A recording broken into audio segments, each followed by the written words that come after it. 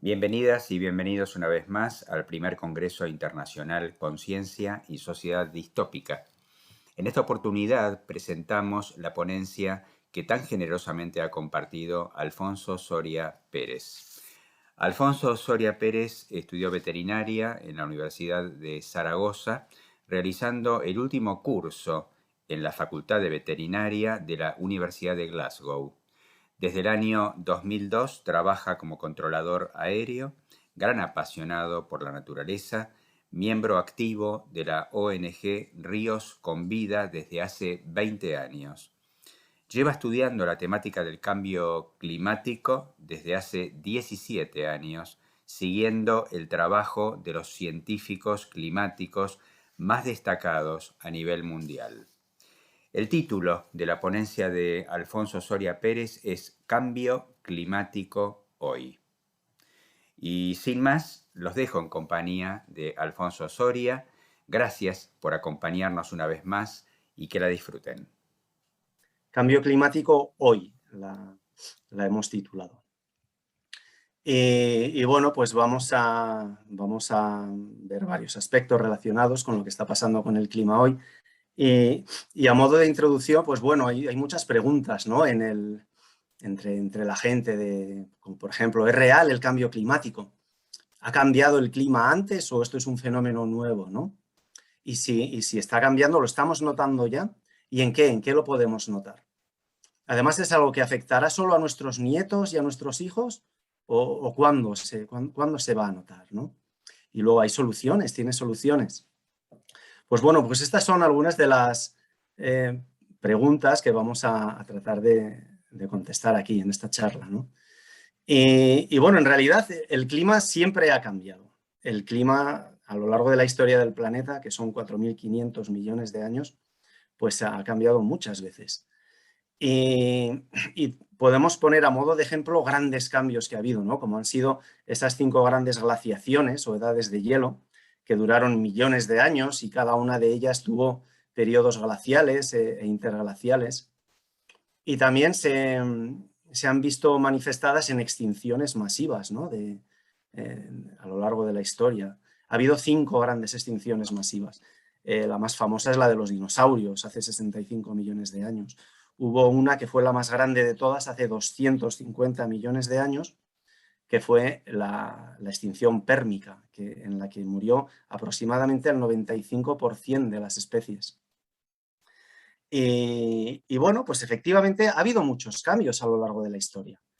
Y muchos de estos cambios han sido debidos a variaciones en la órbita y en la rotación terrestre. O sea, la Tierra, según va dando vueltas alrededor del Sol, a veces se acerca más o se aleja más, con lo cual le llega más o menos radiación. Y de la misma manera el ángulo, la inclinación que tiene el ángulo de rotación de la Tierra sobre sí mismo, pues también ha variado y eso incide en una mayor o menor radiación, sobre todo en la zona, en el polo norte, que es importante, como veremos luego. También se han debido a veces, pues, debido a grandes sucesos volcánicos que han echado mucho CO2 a la atmósfera, ¿no? Y eso es un gas de efecto invernadero, como veremos más adelante. O a cambios de corrientes oceánicas, o a impactos de meteoritos, como ocurrió hace 65 millones de años con la extinción de los dinosaurios, ¿no? Sin embargo, en los últimos 12.000 años hemos gozado de una gran estabilidad climática. Hace 12.000 años se acabó el último periodo glacial y entramos en un periodo interglacial que ha recibido el nombre de Holoceno y se caracteriza por ser muy estable. y al ser muy estable, pues nos ofrece un clima muy predecible, ¿no? Las variaciones de temperatura que ha habido en estos últimos 12.000 años, pues son menores a 1 grado hacia arriba o hacia abajo, ¿no? Ha habido alguna pequeña excepción, como hubo el periodo cálido medieval, hacia el año 900, del 900 al 1300, o la pequeña edad de hielo, que fue antes de la revolución industrial y tal, unos siglos antes. Pero en cualquier caso ha sido un clima muy estable, un periodo muy estable. Y esta estabilidad pues, ha permitido que las especies de este planeta se hayan adaptado a esos ciclos estacionales, a esa normalidad. Y esto ha permitido un florecimiento de muchos ecosistemas y muchas especies. Y de la misma manera, nuestra especie, la especie humana, le ha permitido desarrollar la agricultura en un clima estable y el desarrollo de una civilización humana, ¿no? Sin embargo, en la actualidad, en los últimos 200 algo años, pues esta estabilidad que hemos disfrutado se ha roto, se ha visto rota. Y nos vemos inmersos en un rápido y acelerado calentamiento global planetario, desde el inicio de la revolución industrial. Hay un consenso científico abrumador respecto a esto, ¿no? Y la causa fundamental es el aumento de CO2, dióxido de carbono, en la atmósfera. Y este aumento se debe pues a la actividad industrial del ser humano, ¿no? Por la quema de combustibles fósiles. De hecho, os quiero presentar, a ver, voy a compartir un poquito la pantalla, un segundito. Vamos a ver, compartir pantalla aquí. Vamos a ver, aquí tenemos. A ver. Fijaros, os quiero dar unas cifras. Aquí estamos, perfecto. Quiero compartir estas cifras de cómo ha incrementado el CO2 desde el año 1750 hasta, os he puesto mediciones desde finales del año pasado, 2020, ¿no? En el año 1750 la concentración de CO2 en la atmósfera era de 280 partes por millón, o ppm, ¿vale? Y en el año 2020, a finales del 2020, tenemos una concentración de 414 partes por millón. Esto es un incremento muy grande. Y además es un incremento antropogénico por la actividad humana, ¿no? Y bueno, este incremento de CO2 ha llevado consigo un incremento de temperatura. Que yo aquí lo he dividido en dos partes, del 1750 al 1900. En ese periodo, en ese intervalo, se incrementó la temperatura 0,3 grados centígrados. Y de 1900 a finales del año pasado ha habido un incremento de 1,25 grados centígrados. En total, si sumamos los dos, tenemos 1,55 grados, ¿vale? Entonces, ese es el incremento de temperatura que realmente ha habido desde la época preindustrial. Aunque en realidad, desde hace unos poquitos años, ya no se está midiendo desde 1750 el incremento, se está midiendo desde la media de 1850 a 1900. Por eso, lo que vas a escuchar siempre en los medios es un incremento de 1,25. Pero bueno, en resumen, lo que quiero decir yo, que este incremento de CO2 en la atmósfera ha llevado consigo aparejado un incremento de 1,25 grados centígrados, ¿vale? Y este incremento de temperatura pues ha tenido unos efectos en diferentes componentes del sistema climático y de la biosfera, que es de lo que vamos a hablar en casi toda esta charla, ¿no? Y estos efectos los vamos a ver, pues por ejemplo, en la pérdida de hielo del océano Ártico, en el jet stream, que ahora hablaremos qué es y veremos qué es y por qué es importante, en los bosques y en los océanos, en el metano que está en el océano Ártico, en los ecosistemas y toda la biodiversidad de especies que tenemos en el planeta y en otros fenómenos que veremos, ¿no? Y lo que vamos a ver en toda la charla es que estos componentes del sistema climático y de la biosfera están interrelacionados entre sí y son dependientes unos de otros. Y este es el principal mensaje que yo os quiero transmitir en esta charla. Esa interdependencia de los diferentes componentes climáticos y ecosistémicos, ¿vale? Entonces, empezamos ya vamos a empezar ya con el primero, que es, vamos a ver cómo estamos viendo ya los efectos del cambio climático en la pérdida del hielo del océano Ártico. Aquí tenemos el océano Ártico. O sea, el polo norte es principalmente océano, es agua, a diferencia del polo sur, que es la Antártida, es un continente gigante que encima tiene mucho hielo, tiene de 3 a 4 kilómetros de grosor de hielo. En el océano Ártico, en el polo norte es principalmente océano. Y bueno, pues el hielo de las zonas polares es muy importante para la estabilidad del clima de todo el planeta, porque estos hielos polares se comportan como refrigeradores del planeta. Y esta diferencia de temperatura entre las zonas frías polares y las zonas de latitudes medias generan fenómenos atmosféricos y han mantenido patrones climáticos estables en estos últimos 12.000 años de los que estamos hablando, desde que se acabó la última glaciación. Y esta estabilidad la podemos ver en el mantenimiento de la temperatura media del planeta en unos 15 grados. Así ha sido. Sin embargo, ya vemos que está subiendo, ¿no? Pero vamos a ver que ese incremento de temperatura no se distribuye de manera igual en todo el planeta. Sin embargo, se está observando, se está midiendo ya que ese incremento es mucho mayor en la zona polar, principalmente ártica. Y esto tiene consecuencias, que las vamos a ver. ¿Y por qué? ¿Por qué ocurre eso? ¿Por qué sube más la temperatura en el polo norte que en otras zonas? Pues se debe a un fenómeno que se llama amplificación polar, que lo vamos a explicar aquí con este pequeño gráfico. Aquí tenemos lo que sería pues, la superficie del océano, y entonces aquí a la izquierda vemos que parte de ella está cubierta de hielo. Cuando la radiación solar llega aquí, incide en el hielo, el 90% de esta radiación se refleja. El hielo actúa como un espejo, refleja el 90% de la radiación que le llega. Por lo tanto, solo el 10% de esa radiación que llega se queda, se absorbe por la superficie de hielo. Y ese 10% es el que, digamos, calienta esa superficie. El hielo se está fundiendo. ¿Y qué es lo que ocurre cuando se funde? Pues que en la superficie del océano tienes agua.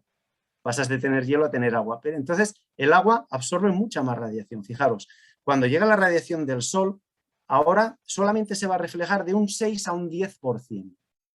Con lo cual se absorbe hasta el 90-94% de radiación. Si os fijáis, estamos pasando de que la cantidad de radiación que se absorbía en el hielo era un 10%. Cuando es agua, es un 90% más o menos. Se multiplica por 9 la cantidad de radiación que está efectivamente calentando esa superficie. Y esto explica que las zonas polares, la zona polar ártica, se caliente mucho más rápidamente que las zonas de otras latitudes templadas, como por ejemplo donde estamos nosotros, en España, en Europa, ¿no? Y os quiero compartir aquí este gráfico en el que se ve perfectamente esto que acabo de explicar. Fijaros, aquí vamos a ver el incremento de temperatura respecto a una media, que han cogido la media del año 51 a 80, y cómo incrementa la temperatura en las mediciones que se han hecho de septiembre a noviembre del año pasado. Y se han hecho en todas las latitudes, ¿vale? Desde el polo sur hasta el polo norte. Si vemos en las zonas donde estamos nosotros, pues efectivamente vemos un incremento aquí de temperatura de 1,25 grados, que es lo que explicaba yo antes, ¿no? Si tomábamos como base el año 1900 y tal. Pero si nos vamos a las zonas polares, al polo norte, vemos que el incremento de temperatura es de 6 grados centígrados.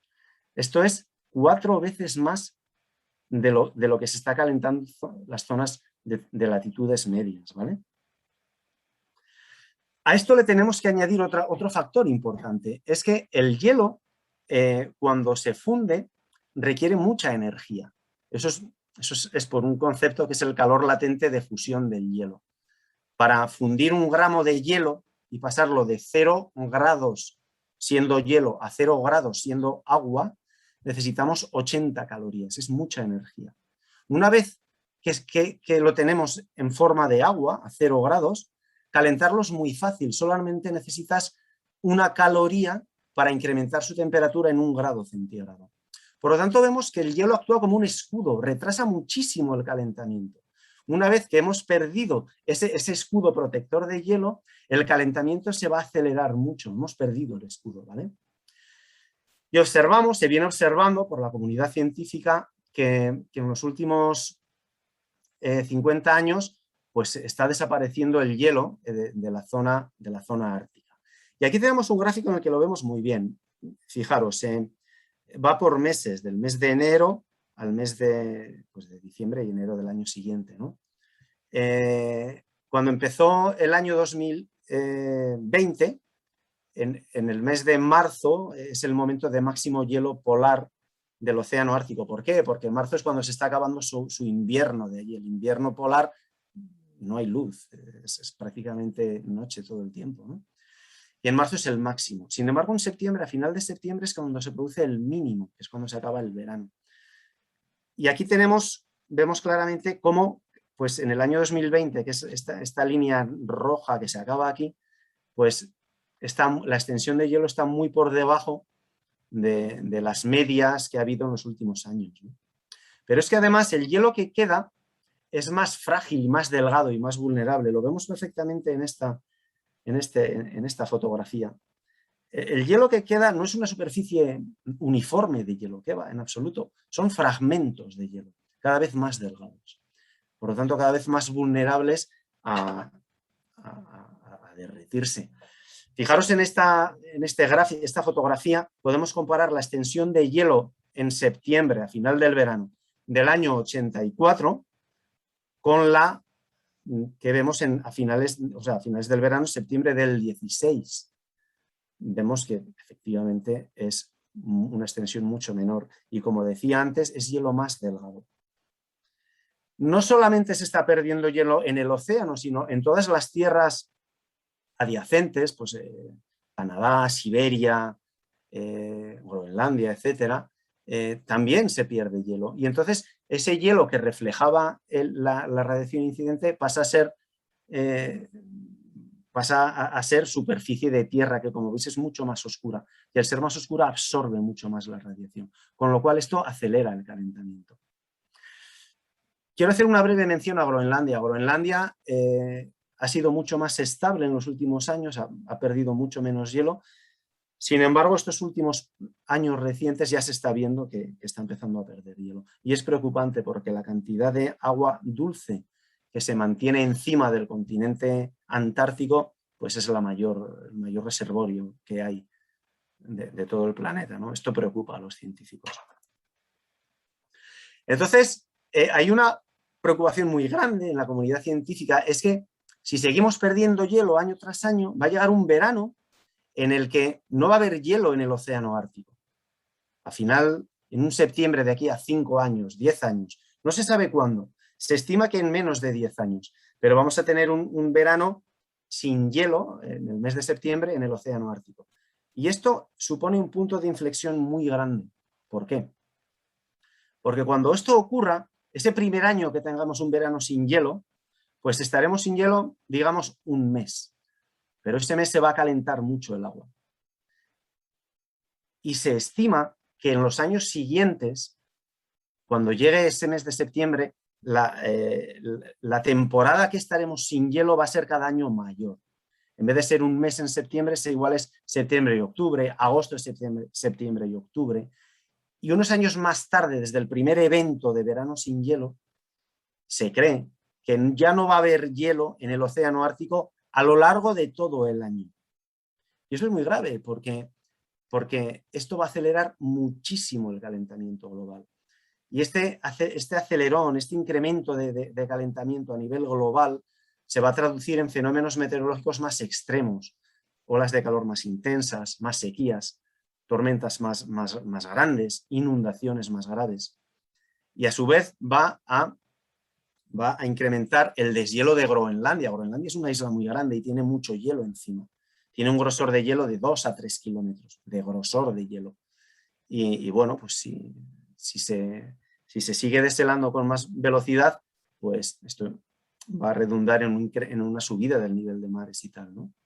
También También liberará metano del fondo oceánico, pero de esto voy a hablar más tarde, por lo tanto solo lo menciono. Y otra de las consecuencias graves que va a tener es alteraciones en la corriente del chorro o jet stream. Y este es el siguiente punto del que voy a hablar. ¿Y qué es esto del jet stream o corriente del chorro? Pues bueno, pues es una corriente de aire que se sitúa en la atmósfera a gran altura, a unos 7-12 kilómetros de altura, de grandes dimensiones. Es un río de aire gigante que se desplaza desde el oeste hacia el este, ¿vale? Y este jet stream es fundamental para la distribución del calor en el hemisferio.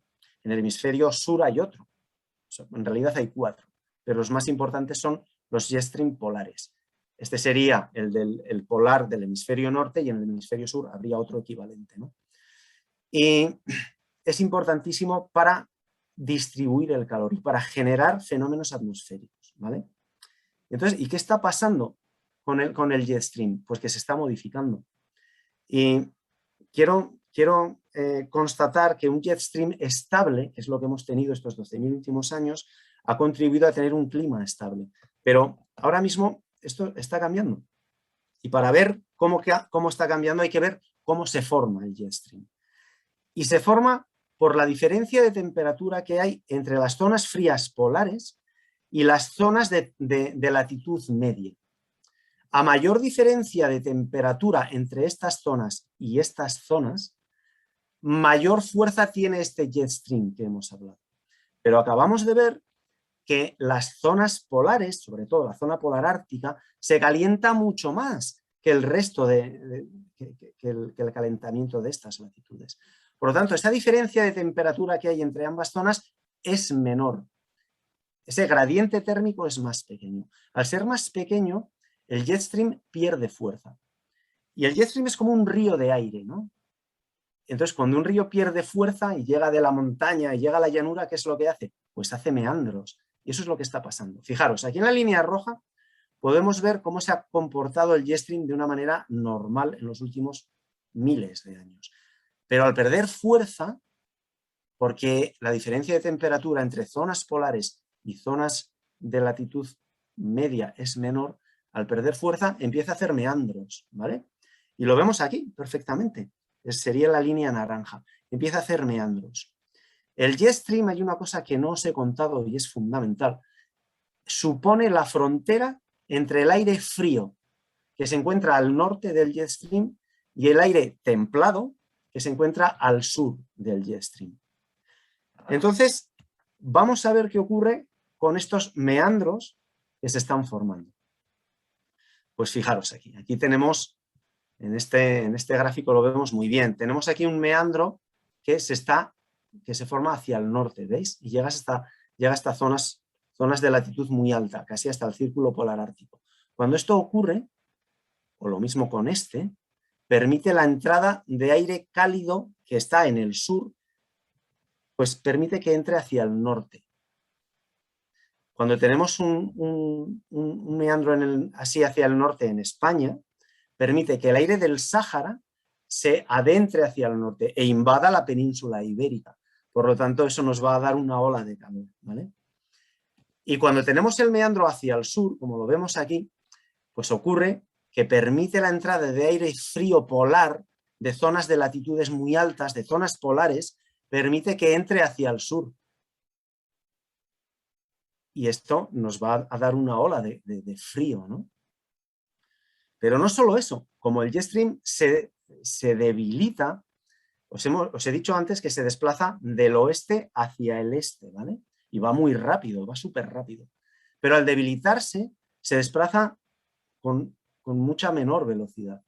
Con lo cual estos meandros que vemos aquí tienden a quedarse en un sitio.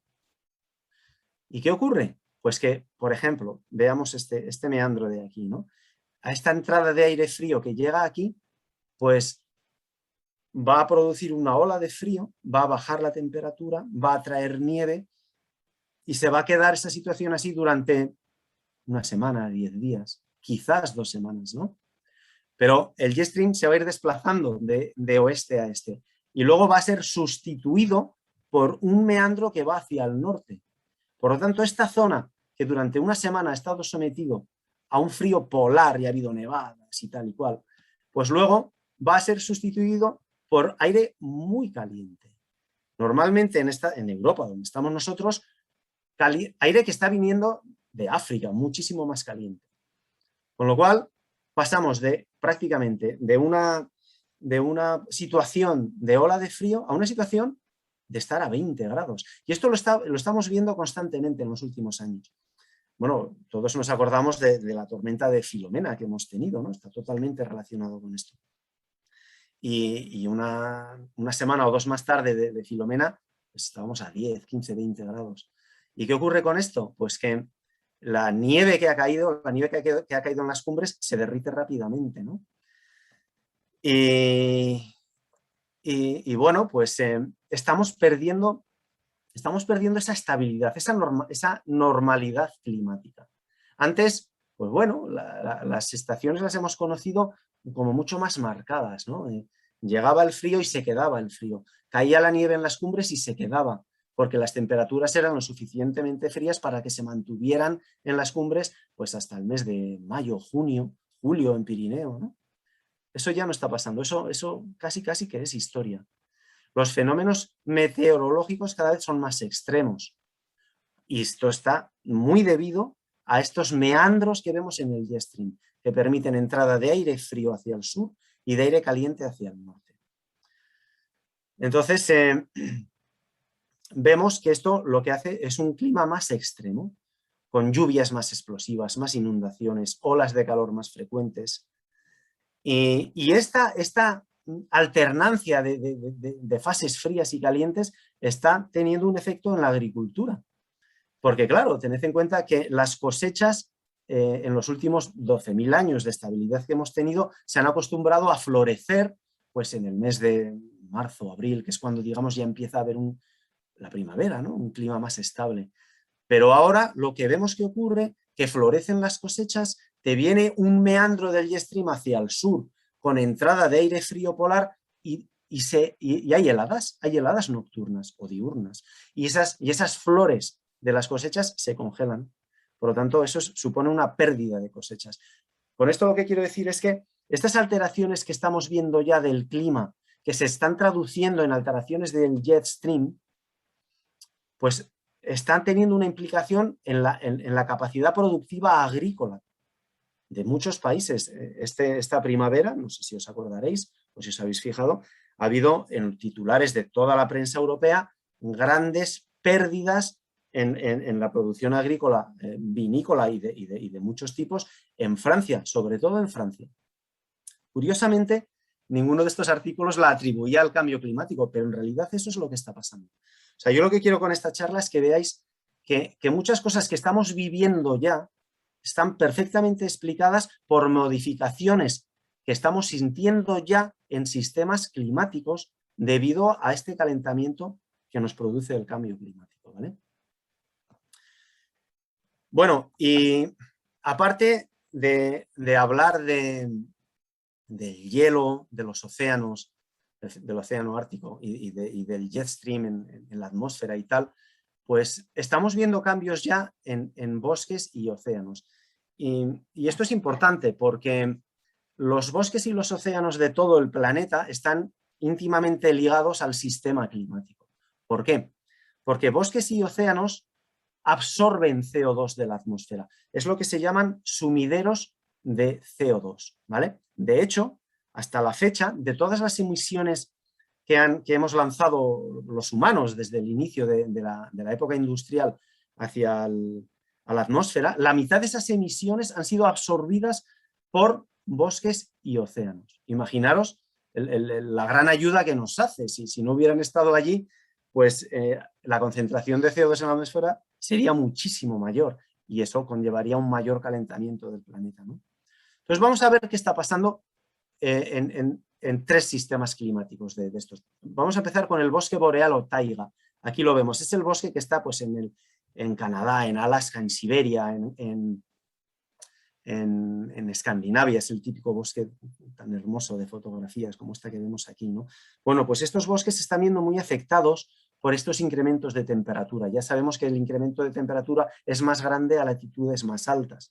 Por lo tanto, ahí se están produciendo más sequías, más incendios, más plagas y por lo tanto una mayor mortandad de árboles.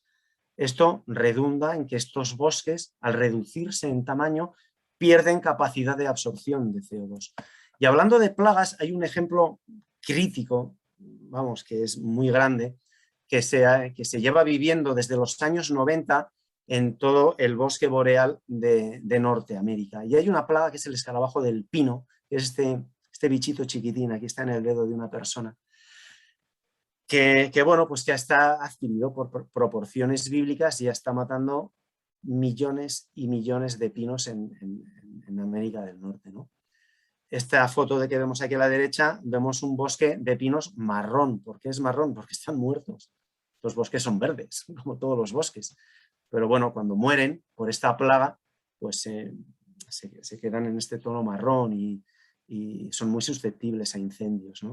O sea, la capacidad de absorción de CO2 del bosque boreal está ya viéndose comprometida, es menor de lo que era hace unas decenas de años. Y lo mismo está pasando en bosques tropicales. Bosques tropicales que son los que están pues, en Amazonía, Centroamérica, en África Central, Indonesia, Tailandia. Pues estos bosques, aparte de que se están viendo sometidos a una deforestación acelerada por parte del hombre para ser sustituidos por agricultura y ganadería, ¿no? También se están viendo afectados por este incremento de temperaturas y son más vulnerables a sequías y a incendios, etc.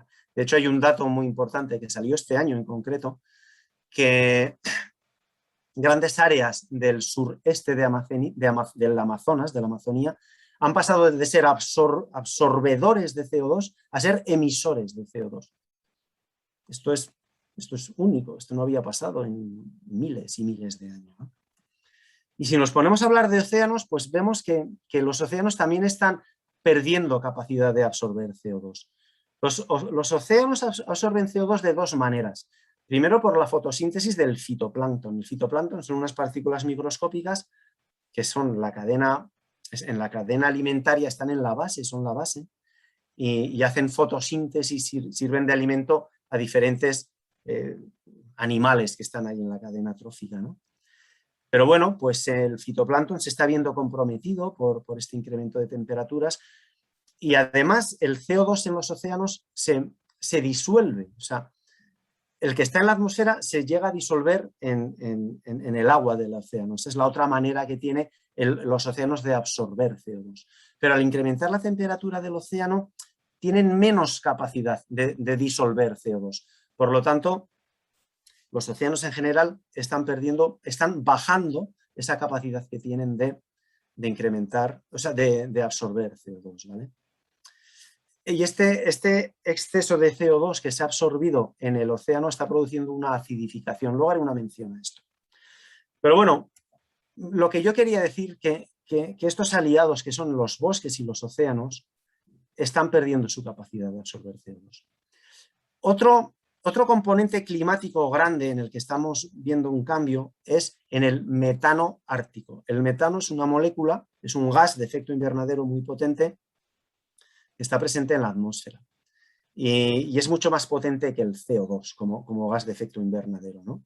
En un periodo de 20 años es 86 veces más potente. En un periodo de 100 años sería 23 veces más potente. Y resulta que es que en el océano Ártico hay un reservorio gigante de metano, ¿vale? Aquí tenemos, os quiero hablar en concreto de una zona que sería la plataforma continental del este de Siberia, que es esta. Esta zona es una zona donde se ha comprobado que están los mayores acúmulos de metano en el fondo oceánico. Y la presión del agua que tiene encima y las temperaturas bajas lo han mantenido ahí, digamos, estable en los últimos miles y miles de años.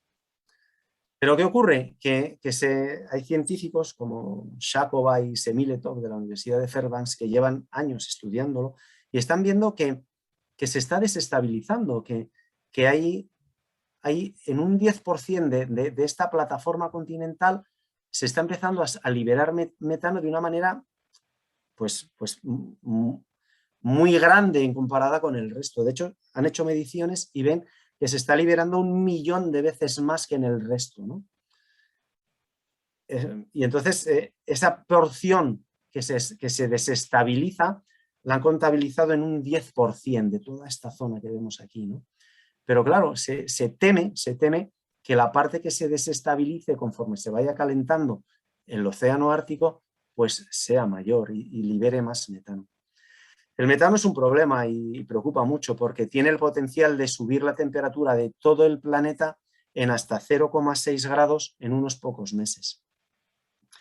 Y bueno, pues ahí se está controlando, se está monitorizando muy de cerca, ¿no? Otro sistema que quiero mencionar en el que estamos viendo grandes afectaciones, pues son los ecosistemas y la biodiversidad de todo el planeta. Y bueno, pues básicamente estamos viendo que estamos inmersos en un proceso de pérdida de ecosistemas y de pérdida de biomasa, ¿no? De hecho, la comunidad científica ya ha aceptado que estamos inmersos en la 6ª extinción masiva. Aquí hay un gráfico que es muy significativo de la biomasa de vertebrados terrestres. Hace 10.000 años, pues el 1% de los vertebrados terrestres eran humanos y el 99% eran animales salvajes. Hoy es al revés. El 1% son animales salvajes, el 32% somos humanos y el 67% son animales domésticos, ¿vale? Y bueno, pues la verdad es que la actividad industrial, agrícola, urbana a ver, voy a dejar de compartir aquí un poquito la pantalla. Así estamos. A ver, un segundo. A ver, perdonad que me he perdido un poquito aquí. Aquí estamos. O sea, esta pérdida de ecosistemas está causada por la actividad humana, por la actividad industrial, agrícola y urbana, que cada vez ocupamos más espacio, ¿no? Sin embargo, pues estos ecosistemas y esta diversidad son importantes para el sistema climático y para el sistema de estabilidad en el que hemos vivido. ¿Y por qué? ¿Por qué esto está así? Pues porque esta riqueza de vida y de ecosistemas en el que hemos vivido es el resultado de múltiples interacciones de todos estos ecosistemas y de todas estas especies que los componen, ¿no?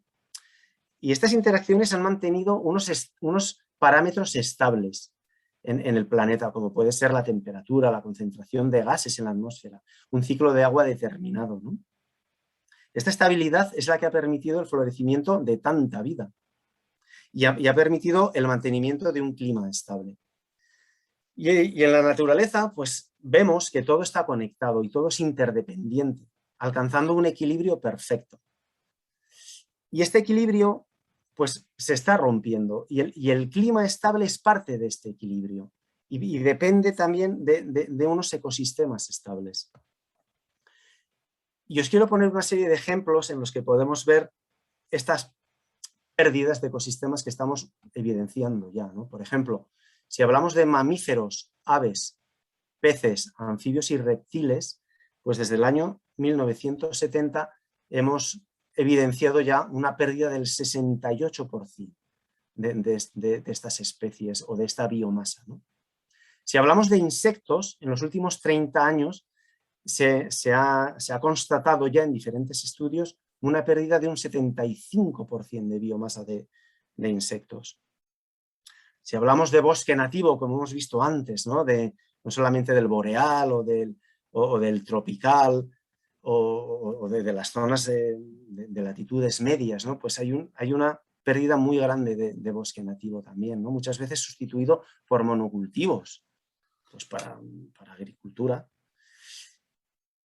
Otro factor donde lo vemos es en una degradación del suelo fértil. Luego voy a hablar un poquito del suelo fértil. El suelo fértil es importantísimo como absorbedor de CO2. El suelo fértil tiene la capacidad de almacenar mucho CO2 y va a ser un aliado en las soluciones que luego vamos a plantear, ¿no? Y luego, pues en los océanos hemos visto una pérdida de biodiversidad muy grande también. Y esta pérdida de biodiversidad se está viendo intensificada por este cambio climático, pues que ya estamos viviendo. Y os quiero poner algún ejemplo, pues bueno, para que lo veáis, porque realmente son drásticos, ¿no? Todos somos conscientes de los incendios que tenemos en verano aquí, ¿no? En España. De hecho, este verano ha habido un incendio grande por la zona de Sierra de Gredos que quemó 22.000 hectáreas, exactamente, 22.000. Eso es un incendio grande. Pues bueno, en Siberia, este mismo año, este mismo primavera-verano, ha habido unos incendios tremendos, terroríficos, que en vez de quemar 22.000 hectáreas, como en España, han quemado 2 millones de hectáreas. Fijaros el cambio, de 22.000 a 2 millones. Y esto es debido al cambio climático. Os acordaréis que en el invierno de Australia del año 19-20, o sea, hace un par de años, hubo unos incendios inmensos, tremendos. Bueno, pues allí se quemaron 10 millones de hectáreas. Para que os hagáis idea, 10 millones de hectáreas es la quinta parte de la superficie de España. Y esto ha sido atribuible a esas grandes sequías que llevan padeciendo durante estos últimos años allí en Australia, ¿no? Y bueno, pues hay muchas especies que se ven también afectadas por este calentamiento global. Y esto se ve muy bien en el salmón del Pacífico. El salmón del Pacífico tiene 5 especies y su hábitat cada vez lo van perdiendo, cada vez se va desplazando más hacia el norte. Hay zonas de California y tal que ya básicamente no albergan salmón porque sus aguas son mucho más calientes, ¿no? Entonces, pues bueno, yo quiero enfatizar que cualquier solución que pongamos a la crisis climática tiene que ir de la mano sí o sí de una conservación y restauración medioambiental. No podemos olvidarlo. Está totalmente entrelazado, ¿vale? Bueno, hemos hablado de efectos en el océano Ártico, en el jet stream, en los bosques, en los océanos. Pero hay otros, estamos viendo efectos del cambio climático y en otros aspectos, por ejemplo, en la subida del nivel de aguas. La verdad es que de momento esto se está viendo poquito, excepto en ciertas islas, como puede ser en el Océano Índico, ciertos estados que son islas muy bajitas, están perdiendo ya territorio, ¿no? como Kiribati o algunas zonas así.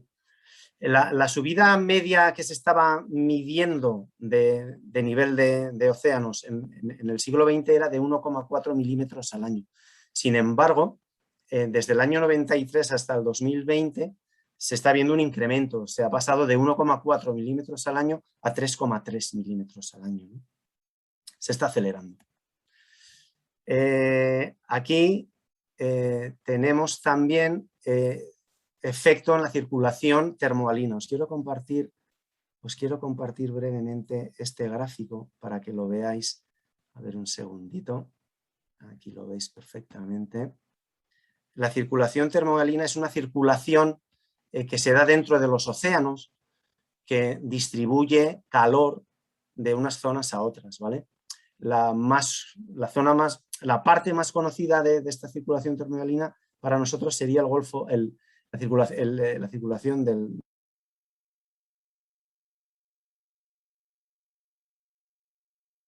de aquí. En cualquier caso, este calentamiento, o sea, se está produciendo, este cambio climático está produciendo una ralentización de estas corrientes. Y esto tiene un efecto en el sistema climático global, ¿no? Luego también estamos viendo, a ver un segundito, que me pierdo yo aquí. A ver, perdón, hace un segundo. Ah, sí, aquí estamos. Estamos viendo también que se están produciendo pues, desplazamientos de personas, migraciones y refugiados climáticos como consecuencia de que sus zonas donde viven se están afectando se están haciendo menos habitables debido al cambio climático, ¿no? Eso sería otro efecto. Los huracanes que se están viendo en el Océano Atlántico y que afectan al Caribe cada vez son más frecuentes y son de mayor intensidad también. Alguno llega a desviarse hacia Europa, eso nunca se había visto, y esto se debe al cambio climático también. Bueno, pues hasta ahora hemos visto cómo estamos sintiendo ya los efectos del cambio climático en diferentes, diferentes sistemas, ¿no? del clima y de ecosistemas, y que los estamos viendo ya y están afectando a la agricultura, etcétera, ¿no? Y ahora quiero hablar un poquito de soluciones, que bueno, el cambio climático ya está aquí y ¿qué podemos hacer? Pues bueno, básicamente voy a hablar de 3 grandes soluciones y luego a modo individual qué podemos hacer cada uno. Y la primera gran solución que hay que hacer, evidentemente, es reducción de las emisiones de CO2. Sin embargo, estamos viendo que a lo largo de los años ya ha habido ya 25 conferencias climáticas en las que se discuten estos temas y tal, y en todas se acuerda que hay que reducir emisiones. Y van pasando los años y las emisiones no solo se reducen, sino que se incrementan, ¿no? Con lo cual, pues, se está viendo esta gran dificultad que tenemos como civilización para reducir las emisiones de CO2. Hay muchas voces críticas que ya dicen que no se va a producir una reducción de emisiones. No está ocurriendo, no está ocurriendo. Es evidente que necesitamos hacer una transición a energías renovables. Eso nos podría ayudar a reducir emisiones, ¿no? Y bueno, ahora parece que se acelera esa transición y tal, a ver si es verdad. Pero esa transición ha de ser siempre, tiene que ir de la mano de una conservación de los entornos naturales. No se puede hacer sin tener en cuenta esa conservación de ecosistemas y de biodiversidad de la que dependemos. Y aparte de hacer una transición a energías renovables, hay que ir metiendo el concepto de eficiencia energética y de crecimiento energético. Es un tema que nos guste o no nos guste, vamos a tener que ir metiéndolo en la conversación, ¿no? Aparte de reducir emisiones, es necesario, la otra segunda gran solución que hay que hacer, es extraer CO2 que ya está presente en la atmósfera, extraerlo. Y para ello, pues una manera sencilla y muy efectiva es la reforestación. Hay que reforestar muchísimo y hacerlo siempre con criterios ambientales, no con criterios exclusivamente productivistas, ¿no? Que sí, que está bien, pero no solamente con eso, hay que recuperar ecosistemas porque vemos que son aliados para la lucha contra el cambio climático.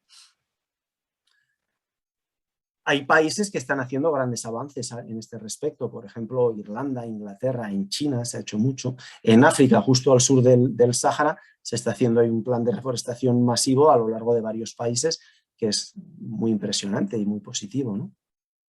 Aparte de reforestar, hay que ir en la dirección de recuperar suelos fértiles y vivos. La manera que hemos tenido de hacer agricultura, perdón un momento, pues ha sido a base de herbicidas y pesticidas químicos y fertilizantes químicos. Y esto en realidad ha dejado suelos con muy poca vida. Es la realidad. O sea, han matado los microorganismos que están ahí presentes. Hay un tipo de agricultura que se está poniendo muy de boga ahora, que es la agricultura regenerativa, sin pesticidas, sin herbicidas, que lo que apunta es a conseguir suelos vivos muy fértiles. Un suelo vivo tiene una capacidad de absorción CO2 tremenda, pero tremenda, y necesitamos ese aliado. Necesitamos que estos suelos vivos vayan absorbiendo y dejando ahí CO2 que se vaya extrayendo de la atmósfera. Aparte de estas dos formas naturales, que son reforestar y recuperar suelos fértiles, hay unas iniciativas que podemos albergar dentro de lo que sería el término de geoingeniería. La geoingeniería es la modificación deliberada y a gran escala del clima terrestre. Y hay varias iniciativas ya que se están realizando a fecha de hoy, pero están en una fase muy temprana y de una manera muy reducida. Una de ellas sería la captura de carbono y almacenamiento. ¿Esto qué es? Pues que fábricas o centrales eléctricas que queman carbón para producir electricidad y emiten CO2, pues en las zonas donde se emite, capturar ese CO2 para luego meterlo bajo tierra y que se quede almacenado bajo tierra, ¿no? Eso sería una manera. Hay otra que es captura directa del aire. Estos son una especie de fábricas que se establecen en diferentes puntos, que filtran el aire que pasa a través de unos filtros o de unos ventiladores y tal, capturan el CO2 que pasa por ahí y luego se almacena también debajo de la tierra, ¿no? Hay otra iniciativa interesante que es fertilización de océanos con hierro. Y esto os explico un poco cómo funciona.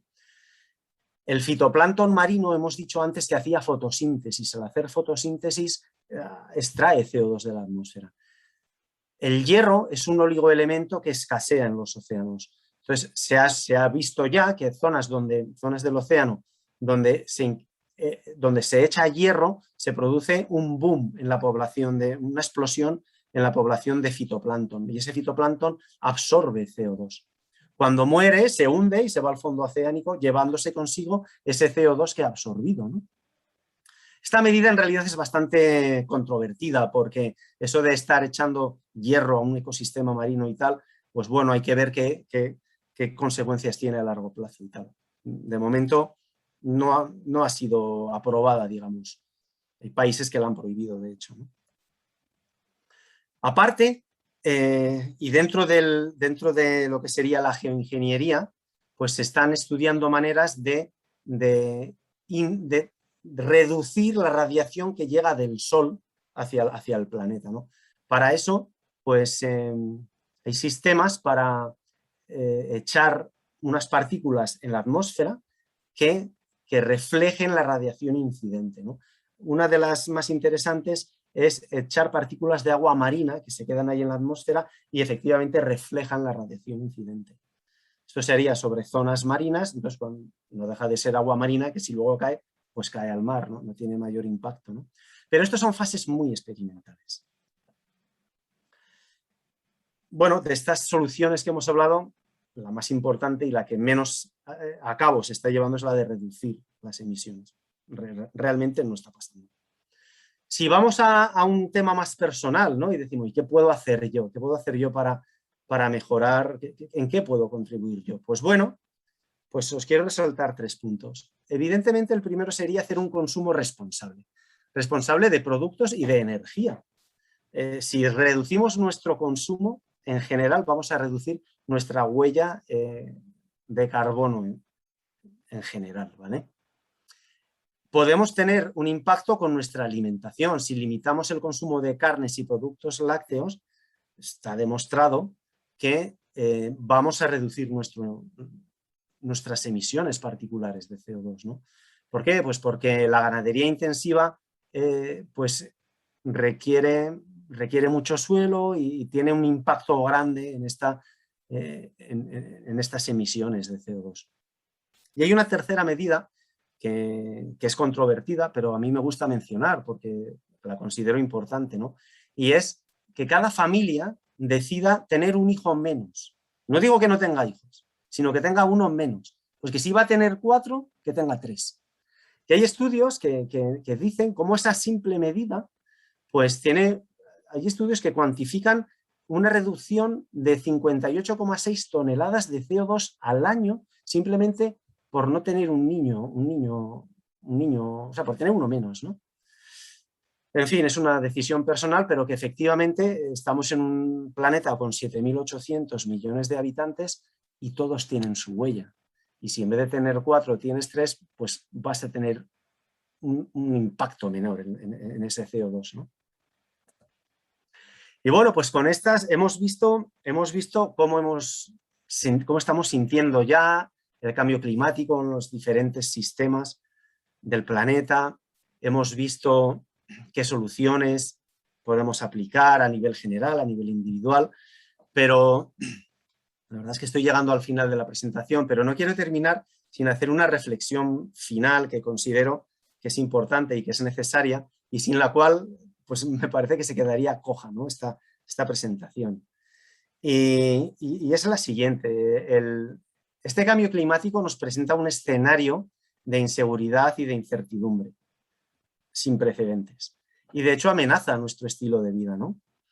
Y tiene una resolución muy compleja porque afecta a ámbitos muy variados, como es el económico, el político, el social, el medioambiental. Y cabe preguntarse, pues, cómo hemos llegado hasta aquí, ¿no? Y casualmente aquí os quiero compartir una reflexión. A ver, un segundito, por favor. ¿Cómo hago esto yo ahora? A ver. Bueno, es igual, no lo consigo, pero os quiero leer una reflexión que hace muy poquito, hace un mes o dos, se ha filtrado del IPCC, que es el órgano de Naciones Unidas que hace los estudios climáticos, ha hecho una filtración del último estudio que está llevando a cabo y que se presentará el verano que viene, ¿no? Y literalmente dice lo siguiente: para evitar un caos climático que lleve a la extinción de nuestra especie o que acabe con buena parte de ella, resulta imprescindible abandonar el sistema socioeconómico actual, que obliga a las economías a crecer continuamente. Esto dice el panel de expertos de Naciones Unidas, filtración de hace un par de meses. Y entonces, pues bueno, en la reflexión que yo estoy haciendo de cómo hemos llegado hasta aquí, pues efectivamente hemos llegado aquí como resultado de un sistema económico en el que el único parámetro existente ha sido el beneficio económico. No ha sido otro, ha sido ese. Y se han externalizado los costes al medio ambiente y se sigue haciendo. Y el medio ambiente pues, nunca ha sido parte de esa ecuación de sociedad que hemos creado, ¿no? Nunca se ha tenido en cuenta. ¿Y por qué? Pues porque como sociedad hemos manifestado y seguimos manifestando una desconexión muy grande con el entorno natural, con el mundo natural. Nos hemos olvidado de que somos parte de ese medio natural y de que dependemos del medio natural totalmente. Nos provee unos servicios que nos han garantizado unos sistemas climáticos estables. Y esta desconexión como sociedad, en realidad, si miramos un poquito más adentro, ¿no? Vemos que es el resultado de una conexión individual de cada uno de nosotros con el medio natural y con nosotros mismos. Y es que es claro que nos hemos dedicado a vivir hacia afuera, ¿no? En una sociedad de consumo y de apariencia en la que muchas veces se nos ha olvidado lo que es realmente importante, ¿no? En el fondo hay una crisis de valores y de identidad. Identificar qué es lo que queremos y qué somos realmente y de dónde venimos. Y bueno, realmente la crisis climática nos da la oportunidad de dar un nuevo enfoque a nuestro sistema de vida, a nuestro modo de vida.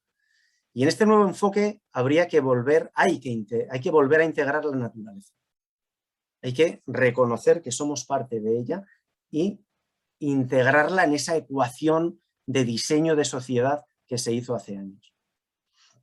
Y esta vez nos surge porque nuestra supervivencia como especie está en juego. La verdad es que el cambio climático nos presenta esta oportunidad de ver qué tipo de vida queremos, qué valores queremos en nuestra vida. Y ahora depende de cada uno de nosotros el saber encontrar esa oportunidad y saber de plasmarlo en otro estilo de vida. Porque no deja de ser una decisión individual de cada uno de nosotros. Y bueno, pues con esta reflexión yo puedo dar concluida esta presentación en la que he querido explicar qué es lo que está pasando, ver esa interdependencia de los diferentes sistemas climáticos, ver que estamos viviendo ya un cambio climático que nos está afectando ya y que nos presenta oportunidades, sobre todo a nivel individual y unos desafíos grandes. Y bueno, pues muchas gracias a todo el equipo y a todos los que pues tengan a bien escuchar esta presentación. Muchas gracias. Hasta luego.